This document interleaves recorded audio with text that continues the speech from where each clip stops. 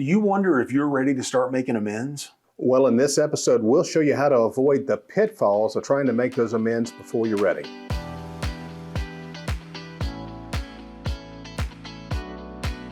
Well, it's August 2nd, and it's time for another double shot from My Sober Truth. So, the question, how do you know you're ready to start making amends? I think that's the question on everybody's heart and everybody's mind. We've talked about this in preparing for this whole month, and there's that danger of, or that tendency early on, especially in recovery, when you've kind of come to the revelation, man, I've wronged a lot of people, you want to dive in early and start making those amends.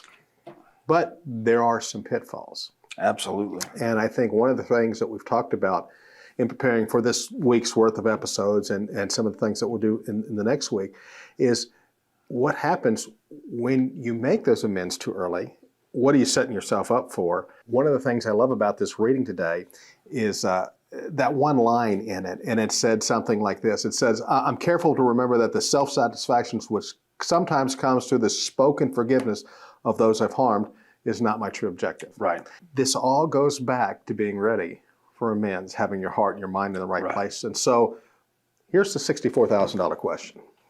How do you know you're ready to make amends? Well, I believe that what we're talking about over these few days here is really, I would suggest to any sponsee or anybody starting this to maybe go through this month of in the daily reflections.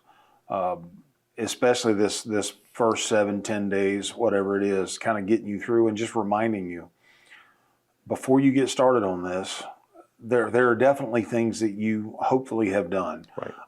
I, like a lot of people that I know, jumped into amends first thing. Right. I mean, to me, that was the end. I'd been telling people I was sorry for what I'd done wrong for so many years. Right. It just made sense to me that was the right thing to do. So I jumped in early and made an amends and kind of got my wrist slapped, kind of got my hiney tore up a little bit, and a lot of people do it. I'm not the only one that's done that. My sponsor looked at me and went, yeah, I could have told you that,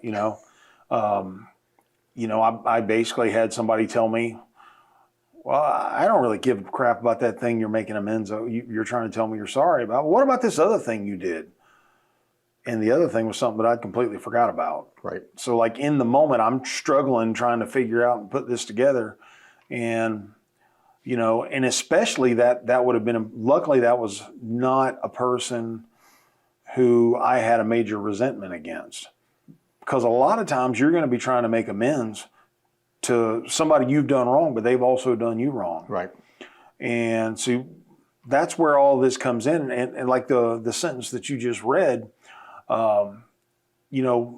that spoken forgiveness for someone to saying, oh, I accept your apology. Thank you for doing that. That's not our objective. Right. The objective of all of this work is to clean up our side of the street. Right. It's to get us to a point where whether or not the person we're making amends to forgives us or not, we're okay. Right.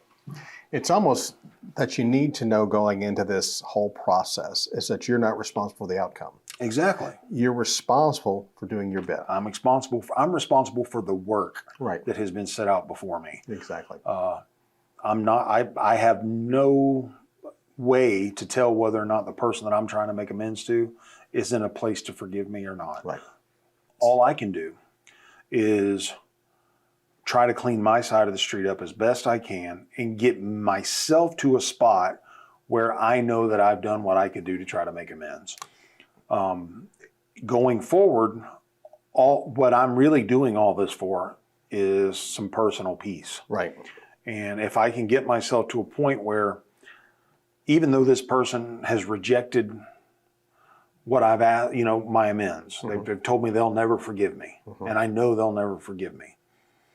At some point when I've done my best to make an amends, it's kind of off my shoulders. And that's really what this is about. It's setting down this luggage, this baggage that we've been carrying around for so long.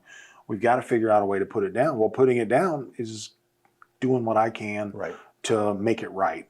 There are going to be things that people are going to look at me and have looked at me and said, there's no way you'll ever make this right. Yep.